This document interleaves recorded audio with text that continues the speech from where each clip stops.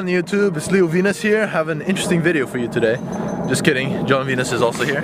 What's going on, guys? Today we're gonna do a different kind of video, gonna experiment, try something new, and it's just us talking about a topic and taking advantage that my brother is here because he is vegan.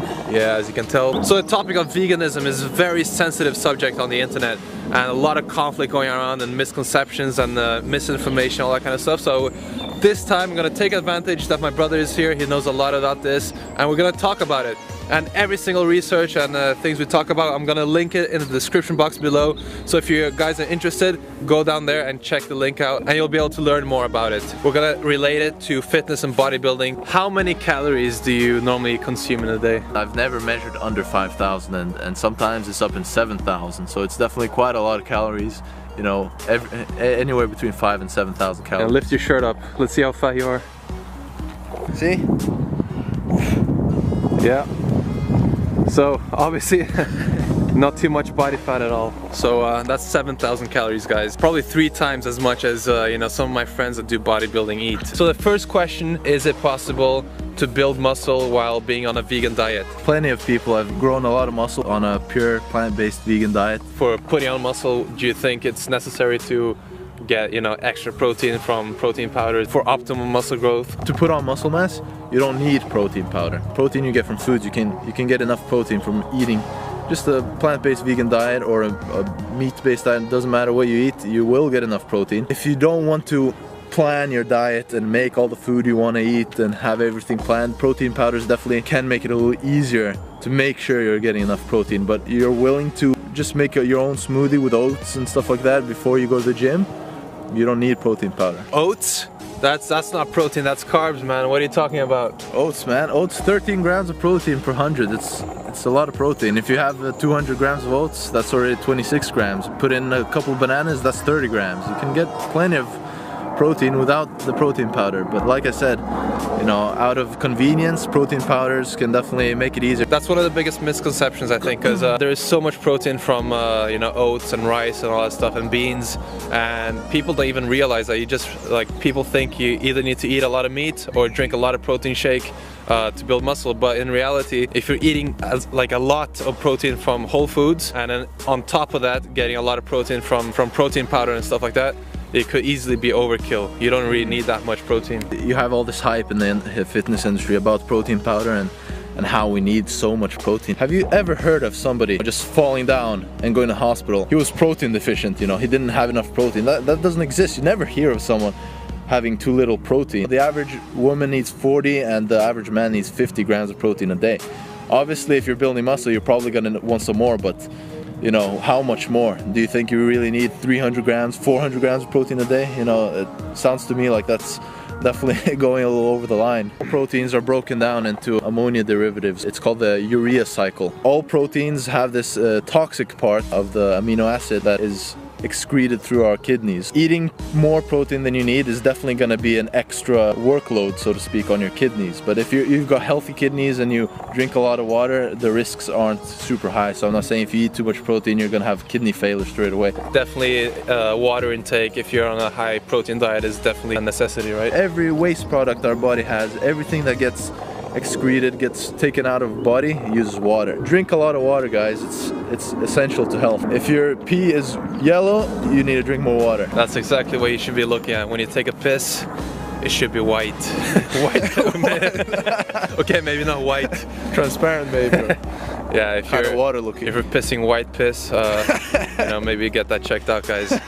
So another thing that is widely discussed is that people think that animal protein is a lot more complete and in the amino acid profile. So what do you have to say about that? Definitely one of the biggest misconceptions about the vegan diet. All amino acids that we need, that our body needs, we can get from plants. If you think of it that way, where do the animals we eat get their amino acids? You know, they get it from plants. So it's absolutely possible. Can go on to mention this study that John will probably link in the description about this topic about animal protein versus plant-based protein in terms of bodybuilding and muscle mass. The interesting thing about these studies is that they've actually shown that all animal proteins have higher concentrations of sulfur-holding amino acids. That sounds maybe really like complicated, but it's just amino acids that, you know, have sulfur in them, and what they do in our body is that they acidify our body And when you have this acidic environment in the body, which is called acidosis, the mechanism of the body to neutralize that acid is actually to take out calcium from your muscles and from your bones. That is bad because all your muscles use calcium for all contractions, everything like that. Calcium is super important for muscle function. So these studies talks about how animal proteins have actually shown a tendency of animal protein, the acidifying protein that acidifies your body. You lose muscle mass, especially older people. Now, young people, especially young men, have so much testosterone that even though you eat a lot of meat, you can still put on muscle mass. But the study actually showed that eating meat and animal protein slows down your muscle development. So they're saying that you could actually grow even bigger, even faster if you had less of these acidic amino acids. What if you drink a lot of milk so that you get enough calcium to fight against the acidic effect of animal protein? Doesn't that, you know, make it equal again? Everyone from a small age gets taught that milk is good for your bones. Milk, you know, lots of calcium, strong bones. Milk actually has the opposite effect, and the reason why it has the opposite effect is actually a couple of reasons. The first reason, the calcium in milk is actually not assimilated properly by us. We don't absorb the calcium as well as we absorb it from other sources. And the second reason is exactly what we talked about before, animal protein.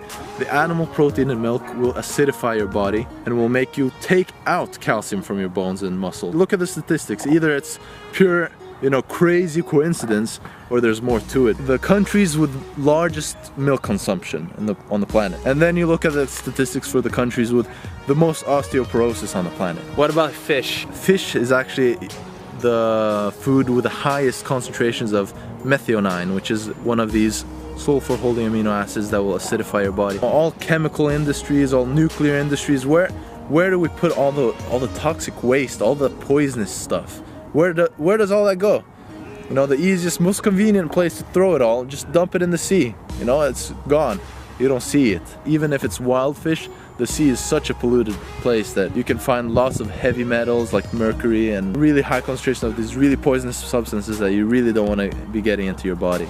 Plant-based foods have a lot less of these sulfur-holding amino acids. They have alkalizing tendency. So they have an alkalizing tendency, which is the opposite of acidifying. You want to have an alkaline environment in your body. You don't want to have an acidic environment. There is another misconception that, you know, eating, you know, cholesterol from eggs is the best way to boost your, you know, testosterone production in your body. Yeah, cholesterol is one of the biggest structural components of testosterone. So many people would seem logical to think, yeah, cholesterol, we need to eat cholesterol to make testosterone, you know. So our bodies actually have their own biosynthesis of cholesterol. Our body makes cholesterol by itself in the liver.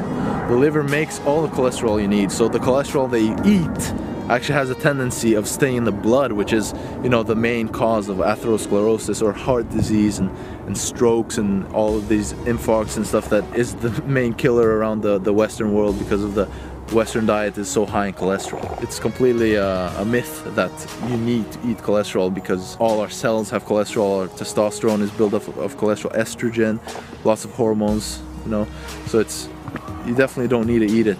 You can post a link on this other research. It's about the testosterone levels in vegans versus meat eaters, and this kind of puts the myth to rest that a vegan will have less testosterone. So one thing is that we eliminate all meat and we're getting the protein from high carbohydrate sources, right? So a lot of beans, a lot of oats, quinoa, rice, all that kind of stuff. So a lot of people will think, wow, that's so much carbs, I'm gonna get so fat on a vegan diet. Why do so many people fear carbs? A lot of people think that carbs turn into fat, right? And the truth is, we have this metabolic pathway, or these reactions in our body that can convert carbohydrates to fat, but it actually has a 30% energy cost. So only about 70% of the carbs that are actually activated to be turned into fat will actually turn into fat. This pathway, metabolic pathway in humans, is actually really small. So most of the carbohydrates that we eat get, you know, burned off, and carbohydrates can actually be self-oxidized. They can actually basically burn themselves away, so to speak, rather than as fat, which definitely doesn't oxidize itself and is purely just you know, gets just stored. It's pretty much already in stored mode, you know. It just goes straight to your storage, which is your adipose cells or your fat cells, and they'll just stay there until you use it up. So that's why a lot of people, a lot of bodybuilders, they either go high fat, low carb, or high carb, low fat. So obviously if you're a vegan, you're eating a shitload of carbs, so obviously you're gonna try to you know, lower the fat level down so you don't put on unnecessary weight, right? Absolutely, you know, as a vegan,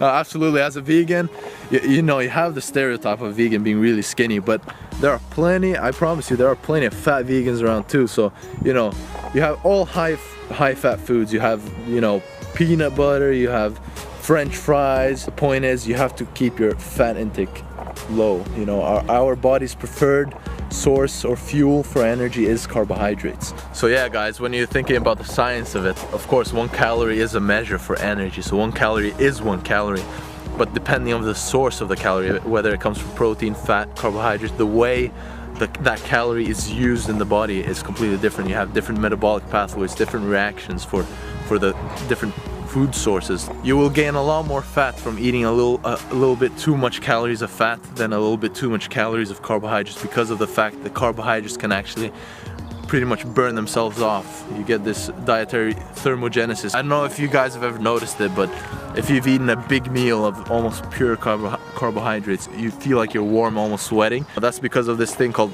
dietary thermogenesis. So yeah, guys, I'm about experimentation. Like, I would experiment anything, and I encourage you guys to do the same. You know, the science is there. You can't rely on the companies and, you know, the government and all that kind of stuff to tell you the truth. You gotta find it for yourself. I wasn't always vegan. I ate a lot of meat before, and now I've been vegan for almost 2 years, and I put on a lot of muscle mass on a vegan diet. Yeah, I'll put here's a before and after picture of him, by the way, in the past 2 years on the vegan diet. There's plenty of meat eaters who are a lot bigger than me, but I can also tell you there are a lot of vegans who are a lot bigger than me as well. So not only is it possible to be big on a vegan diet, but if you believe in science, it can actually, you know, looks like it can be better to build muscles to go on a vegan diet. This topic brings a lot of hate. The more research I do, the more I learn, and the more I realize, you know, everyone's full of bullshit. You gotta do the research yourself. Don't let the puppet master steer you guys. So that's pretty much it for the video. Leave a comment, let me know if you like this video. Subscribe, a lot of videos coming soon. Peace out.